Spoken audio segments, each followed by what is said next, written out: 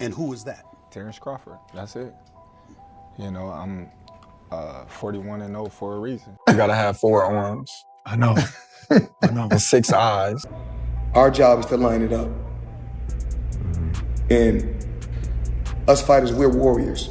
We always want to fight the best. Floyd Mayweather has issued a warning to Terence Crawford after heated debates about who would win in a head-to-head matchup.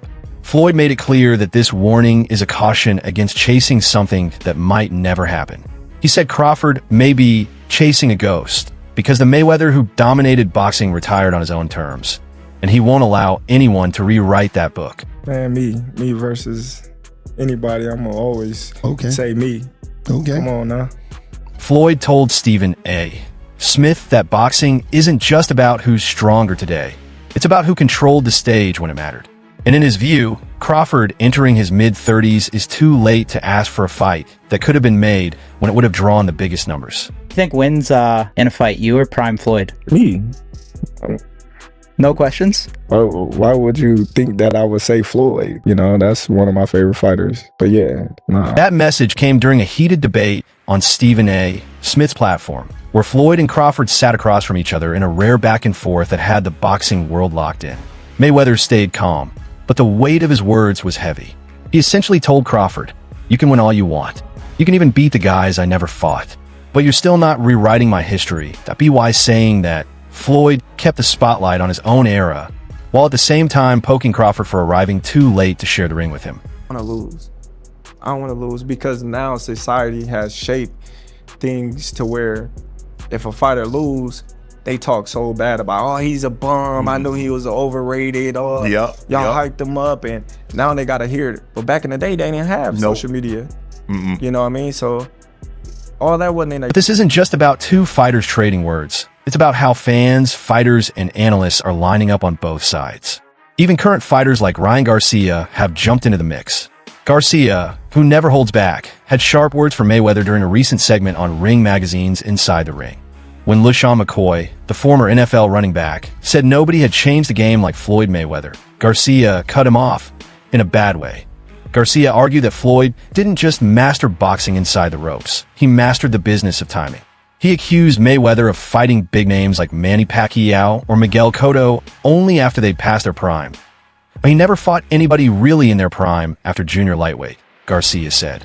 For him, Floyd's perfection came more from perfect matchmaking than perfect fighting. And that, Garcia argued, is where boxing took a wrong turn, when fighters began protecting the zero more than chasing the toughest fights. Everybody acting like Bud is the second coming of Mayweather. Y'all got the game fucked up. Mayweather actually didn't get hit. Bud gets hit by dudes that, like, who on Bud's resume is an equivalent of someone on Floyd's resume? So that's it right there. You know what I'm saying? Like, Floyd not getting hit by elites, Bud getting hit by non-elites, and somehow y'all think Canelo not about to touch. From Max Kellerman stepped in with his take. Known as one of boxing's sharpest voices, Kellerman explained why Crawford might actually have stronger legacy than Floyd, depending on perspective. Floyd picked and chose when he fought guys, especially after leaving lightweight, Kellerman said. Even though his resume is deeper with names, people remember he didn't want certain fights at certain times. Crawford, on the other hand, his resume might look thinner, but we all witnessed that he wanted to fight everyone. That makes a difference to people. Floyd versus Triple G. Listen, man, Floyd didn't fight him, and Floyd is an all-time great. But what a missed opportunity. You got Crawford going from 135 and talking about fighting Canelo at 168. It's kind of the same. And that's the sticking point. Resume versus intent. Mayweather's resume is stacked with names. Oscar de la Hoya, Manny Pacquiao, Miguel Cotto, Ricky Hatton, Juan Manuel Marquez, Shane Mosley, Arturo Gatti, Diego Corrales, and more. But critics like Garcia and Kellerman argue that timing waters down the shine. Pacquiao was older and slowed by 2015. Mosley was 38 after a long layoff. Cotto had already taken heavy punishment in his career.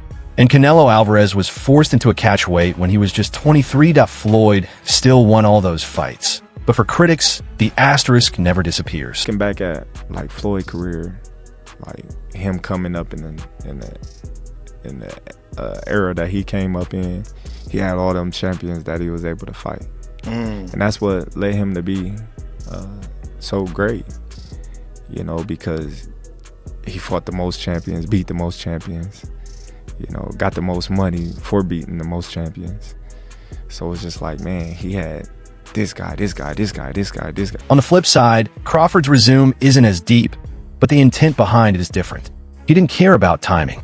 He faced Shawn Porter when Porter was still dangerous. He dismantled Errol Spence Jr. at 35 years old, and he shocked the world by beating Canelo Alvarez at super middleweight. That Crawford's issue wasn't avoiding fights. It was promoters and networks avoiding him. As a high-risk, low-reward fighter under top rank, he spent years chasing big fights that never materialized. By the time he finally broke through against Spence, he was already well into his 30s. We knew Crawford is a great fighter, and I did what I supposed to do, right? I tried for every way, and I trained really hard, and he deserved all the credit. No, I try my best tonight, and I just cannot figure out the style. Was it something specific, the movement or his speed? Now, at 38, Crawford is undefeated at 42-0, with undisputed titles in 3 weight divisions and a resume that includes Yuri Ortiz Gamboa, Victor Postal, Jeff Horn, Shawn Porter, Errol Spence Jr., and Canelo Alvarez. But compared to Mayweather's 50-0, the numbers favor Floyd. 8 fewer wins may not seem huge, but in legacy debates, every number counts. Still, Crawford has one card Floyd never played, moving into a 6th weight class. If he drops down to middleweight and captures a belt, he'll have done something Mayweather never attempted. Floyd stopped at 154. Crawford's ambition to keep chasing bigger challenges could be what tips the conversation. Floyd had a lot of craft that mimicked some of the things that Sugar Ray did. So does Terence. And Terence is psychologically a latter-day Sugar Ray Robinson. He has the same kind of capacity to be charming, and then in the next 30 seconds to turn on his fire. And that, I think, is part of what he's going to take into the ring against Canelo. Ooh. Timing of their eras adds another wrinkle. Crawford won his first world title in 2014, just 1 year before Floyd capped his career by beating Pacquiao and Andre Berto. The overlap was thin but real. If Floyd had stuck around, the fight could have happened. But by then, Mayweather was already protecting his legacy instead of risking it. That's what Floyd was really saying on Stephen A. Smith's show. Don't ask me now. If it was going to happen, it would have been when the money was biggest and the interest was peaking. That time is gone. The thing about it is Terence has been the only other guy that people can say he always figures it out. Yeah, you know? Yeah, that's true.